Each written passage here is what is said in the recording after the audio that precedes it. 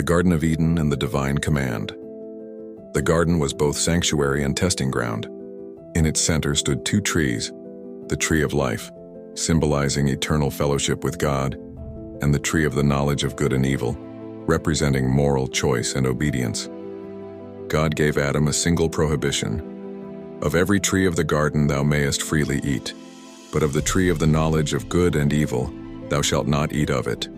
For in the day that thou eatest thereof, thou shalt surely die. This command established free will. Obedience would preserve innocence.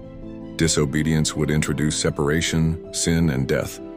Adam and Eve lived in perfect harmony, without shame, fear, or conflict. They walked with God in the cool of the day, a symbol of unbroken communion. 3. The temptation and fall. The tranquility of Eden was shattered by a cunning intruder, the serpent, described as more subtle than any beast of the field. The serpent was later understood as Satan's instrument, representing deceit and rebellion.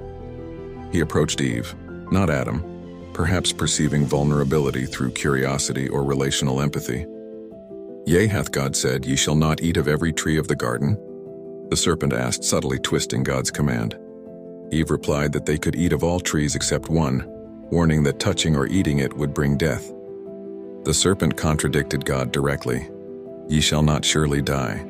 For God doth know that in the day ye eat thereof your eyes shall be opened, and ye shall be as gods, knowing good and evil. This statement mixed truth with deception. They would indeed gain awareness, but not divine wisdom. The temptation was threefold. It appealed to desire, good for food, beauty, pleasant to the eyes, and pride, desired to make one wise.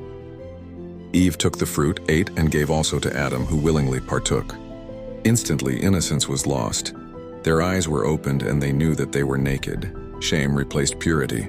They sewed fig leaves together to cover themselves and hid when they heard God's presence. When God called, "Where art thou?" it was not ignorance, but invitation to confession. Adam blamed Eve. "The woman whom thou gavest to be with me, she gave me of the tree." And Eve blamed the serpent. Each attempted to shift responsibility. Yet accountability was unavoidable. 4. The judgment and the expulsion. God pronounced a threefold judgment. 1. Upon the serpent. Because thou hast done this, thou art cursed above all cattle. Upon thy belly shalt thou go.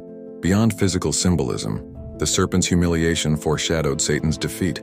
God uttered the first prophecy of redemption, the proto-evangelium. I will put enmity between thee and the woman, and between thy seed and her seed.